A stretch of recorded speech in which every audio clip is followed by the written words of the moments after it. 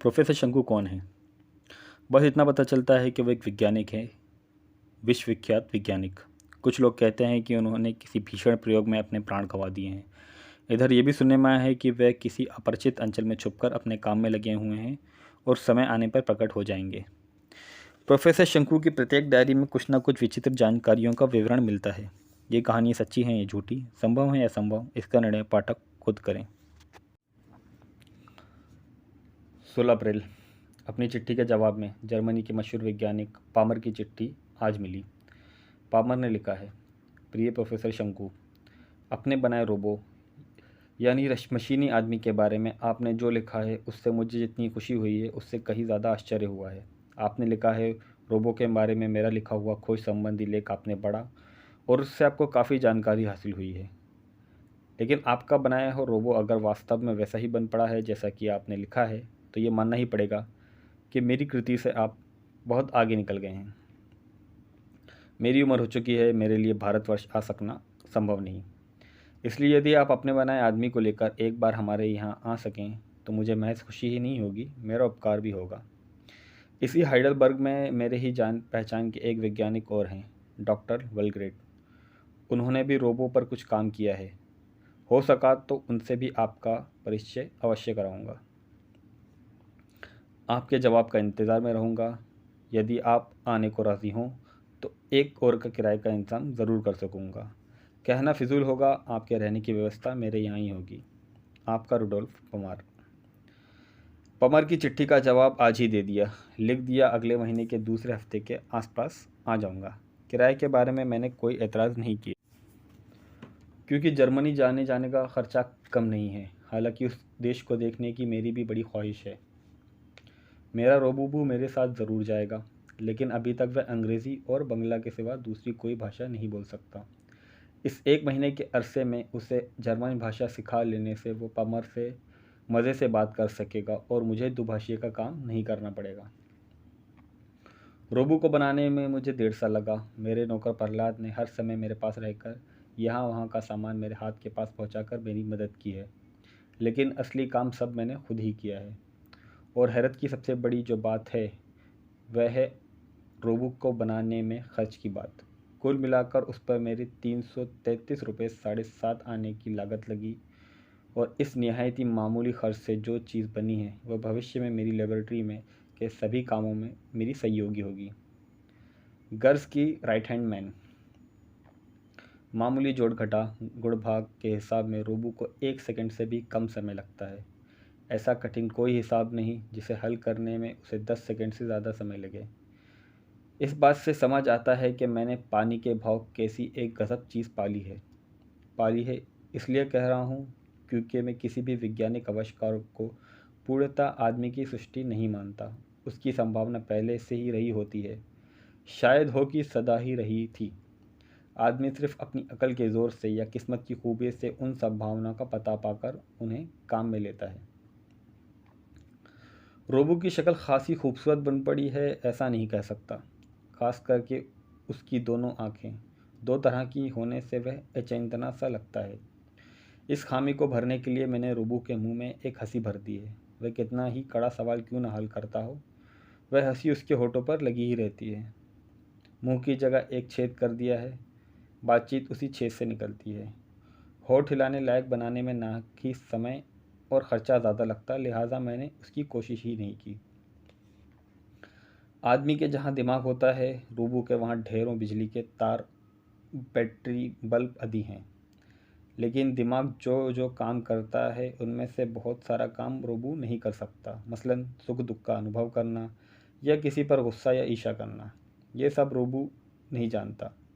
वह केवल काम करता है और सवाल का जवाब देता है। हिसाब हर तरह का लगा लेता है, लेकिन सिवाय सिखाए हुए काम के अलावा काम नहीं करता और सिखाए हुए प्रश्नों को छोड़कर दूसरे प्रश्नों का उत्तर नहीं दे सकता। मैंने उसे अंग्रेज़ी और बंगला के 50,000 प्रश्न उत्तर सिखाए हैं, लेकिन किसी भी रोज़ उसने गलती नहीं की। अब उसको 10-1 हज़ार जर्मन प्रश्न के उत्तर सिखा दूँ तो मैं जर्मनी जाने के लिए तैयार हो जाऊँगा। इतने अभावों के होते रोबो जो करता है उतना दुनिया का किसी और मशीनी आदमी ने किया हो ऐसा नहीं लगता। ऐसी एक चीज़ बनाने के बाद उसे गिरहिट जैसे शहर में कैद रखना भी कोई मतलब बनता है? बंगाल में थोड़ी सी रसद पाकर बंगाली वैज्ञानिक क्या क्या कर सकते हैं, क्या ये बाहरी दुनिया को जानना नहीं चाहिए?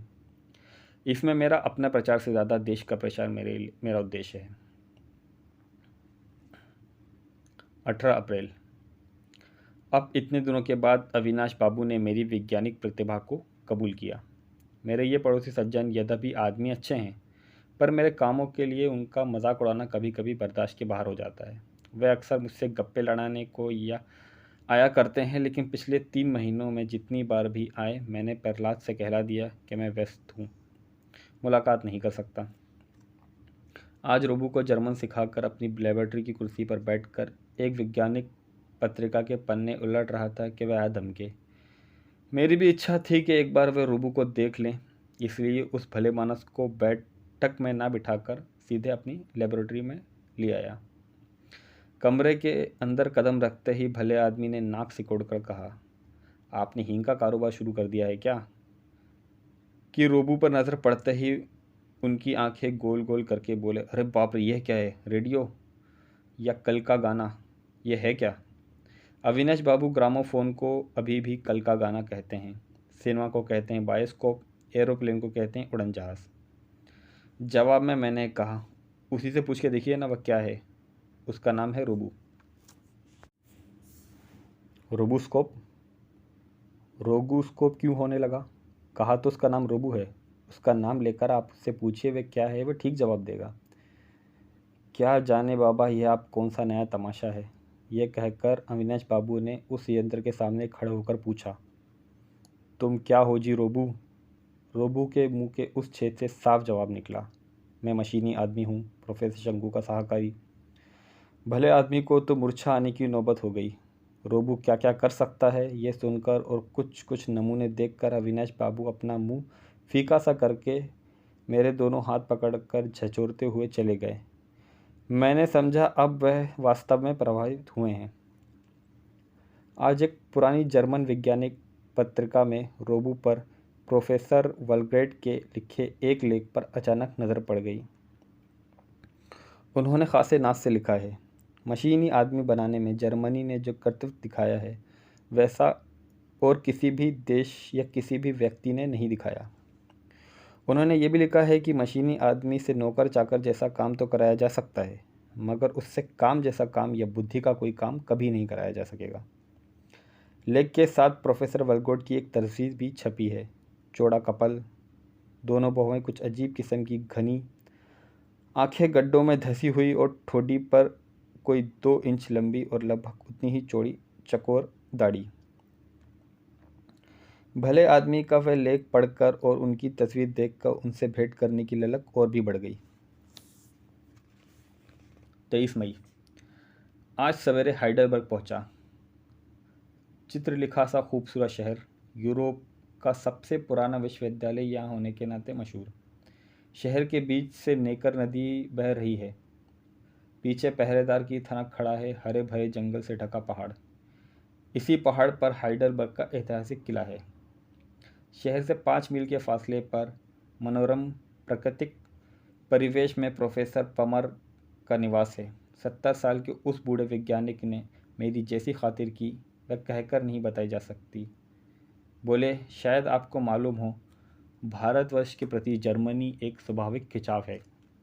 मैंने आपके यहाँ के प्राचीन दर्शन और साहित्य की बहुत सी किताबें पढ़ी हैं। मैक्स मिलर ने उन किताबों का बड़ा सुंदर अनुवाद किया है। उनके प्रति हम सब बहुत ही ऋणी हैं। आपने भारतीय वैज्ञानिक के नाते जो काम किया है हमारे देश का भी गौरव बढ़ा है। रोबू को मैं उसी के आकार के एक पैकिंग बॉक्स में पुअल, रुई और बुरादे आदि में बड़े एहतियात से लिटाकर ले आया था। परमार को उसकी दिखाने का बड़ा कौतूहल हो रहा था। ये जानकर मैंने दोपहर को ही उसे बॉक्स से निकाल कर झाड़ पोंछ कर परमार की प्रयोगशाला में खड़ा कर दिया। पामर ने रोबो के बारे में इतनी छानबीन की, इतना लिखा पढ़ी की, पर उन्हें खुद भी कभी कोई रोबो बनाया नहीं। रोबू की शक्ल देखकर उनकी आंखें कपाल पर चढ़ गईं। बोले, अरे तुमने तो गोंद कटिया और कास्टिंग प्लास्टर से ही जोड़ने का काम कर दिया और कहते हो ये रोबो बात कर सकता है, काम करता है। पमर के गले में अविश्वास का स्वर साफ झलक रहा था। मैंने मुस्कुराकर कहा, जी आप उससे जांच परख के देख लें, पूछिए उससे कोई सवाल अगर आपको पूछना हो। रोबू की तरफ मुड़कर परमार ने जर्मन में पूछा, तुम क्या काम करते हो? रोबू ने भी जर्मन भाषा में साफ स्वर और स्पष्ट उच्चारण के साथ कहा, मैं अपने मालिक की मदद करता हूँ और अंक की समस्या हल करता हूँ। पामर रोबू की ओर हैरानी की निगाहों से देखकर कुछ देर तक सिर हिलाते रहे। उसके बाद एक लंबा निश्वास छोड़ते हुए बोले, शंकु आपने जो किया है विज्ञान के इतिहास में उसकी कोई मिसाल नहीं है। वॉलग्रेड को ईर्ष्या होगी। इसके पहले वॉलग्रेड के बारे में हम दोनों में कोई बात नहीं हुई। परमर के मुंह से एकाएक उसका नाम सुनकर मैं चौंक उठा। वॉलग्रेड ने भी क्या कोई रोबो बनाया है? मैंने पूछा। मेरे कुछ पूछने से पहले ही परमर ने कहा, वॉलग्रेड हाइडेलबर्ग में ही है, मेरे ही जैसे एक एकांत परिवेश में, लेकिन नदी के उस पार। हम दोनों बर्लिन में एक ही स्कूल में पढ़ते थे, मगर मैं उससे 3 साल आगे था। उसके बाद मैंने यहाँ हाइडेलबर्ग में आकर डिग्री ले ली। वह बर्लिन में ही रह गया। 10-1 साल हुए हैं वह यहाँ अपने मोरूसी के घर में आकर रह रहा है। क्या उन्होंने भी कोई रोबो बनाया है? मैंने पूछा। उन्होंने कोई रोबो बनाया है क्या, सो तो मैं नहीं कह सकता। उसके पीछे वे लगा बहुत दिनों से है, लेकिन शायद कामयाब नहीं हुआ। बीच में मैंने सुना था कि उसका दिमाग ही कुछ ख़राब हो गया है। पिछले 6 महीने से वह घर से निकला ही नहीं। मैंने कई बार उससे टेलीफोन पर बात करने की कोशिश की। हर बार उसके नौकर ने बताया वह बीमार है। इधर मैंने भी फ़ोन वोन करना बंद कर दिया। मैं यहाँ आया हूँ, क्या यह बात उन्हें मालूम है? पता नहीं। आपके आने का जिक्र मैंने यहाँ कई वैज्ञानिकों से किया है। उन सबसे आपकी मुलाकात होगी। कुछ अखबार वालों को भी जानकारी हो सकती है। मैंने अलग से वॉलग्रेड को यह बताने की ज़रूरत नहीं समझी। मैं चुप हो गया और दीवार पर लगी क्लॉक में कुरुक कुरुक करके 4 बजे। खुली खिड़की से बाहर बाग दिखाई दे रहा था। उसके पीछे पहाड़, एक चिड़ियाँ चहक रही थी और उसके सिवाय कोई आवाज़ नहीं थी। पामर ने कहा, रूस के स्ट्रागोफोन, अमेरिका के प्रोफेसर स्टाइवन, इंग्लैंड के डॉक्टर मैसिंग, इन सब ने रोबो बनाया है। जर्मनी में भी 3-4 रोबो हैं। मैंने उन सभी को देखा है, लेकिन उनमें से एक भी इस आसानी से नहीं बना है और ना ही इस सफाई से बोल सकता है।